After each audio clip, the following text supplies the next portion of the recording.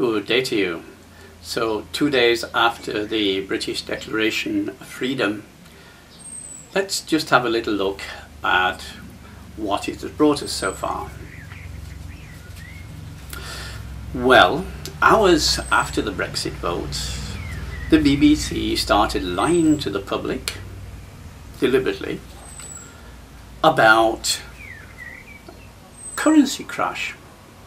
Brexit vote has brought about a currency crash. Well, if you look at the exchange rates, this currency crash is a fraction of 1 cent. Now, to the bankers who shovel billions of our money backwards and forwards, this means, they get a few thousand less in their pockets. Well, what does it mean to you and me? Well, it's about the price of half a strawberry. I don't think we could call that a currency crash, do you? The stock markets, well, yesterday, that's Friday the 24th, was down 6% in Frankfurt and 3% in London. About normal for any major change on the world political scene, so nothing there really out of the ordinary. We do note, however, that London was twice as strong as Frankfurt. Only lost 3% to Frankfurt's 6%. So it augurs well for Brexit if you put the right slant on it, whatever that may be. I don't like slants, I want facts, hard facts. So basically, Brexit has to date had no meaningful effect on currencies, stock markets, jobs and the like.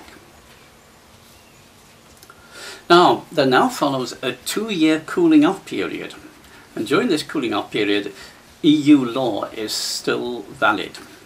And at the end of these 2 years, there is to be a second referendum to ratify the first, and only then a successful secession from the European Union will take place. Now, incidentally, did you notice how an economic free market transformed itself into a superstate ruled by banking cartel employees? Well, it's no great surprise if you didn't, because you weren't supposed to. You just get on with your daily life and leave the political manipulations up to us, which is about par for the course. Now, over the next 2 years, we have much to do to prepare to win the second referendum. This is the referendum which frees us from the bankers' control to some extent. Questions. Can we force a general election during this 2-year period? May well be useful if we can. Now, the MPs, members of Parliament together, can force a vote of confidence, and if the government loses it, then automatically there's a general election. Whether they would actually do so, very, very debatable. There's simply not enough of them willing to risk losing their seats. That's the important thing. But can we, the people, do something? Well, I don't know yet. But if any legal expert out there wishes to advise, I will pass this on to all of you directly. And maybe from there, a course of action can begin. Does Nigel Farage have the wherewithal to be Prime Minister? I don't know yet, but I will find out. Could be very good if he has, because he could well be the first Prime Minister not controlled by the bankers for over 100 years.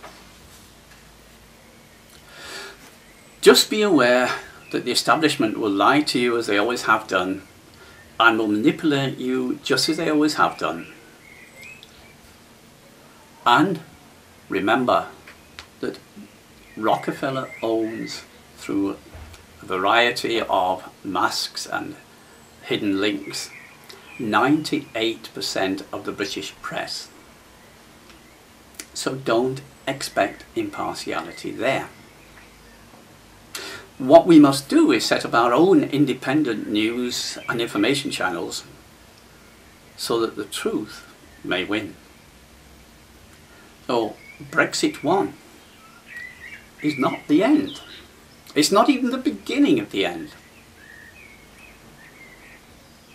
If, however, we carry through with correct action, it will be the end of the beginning. Thank you.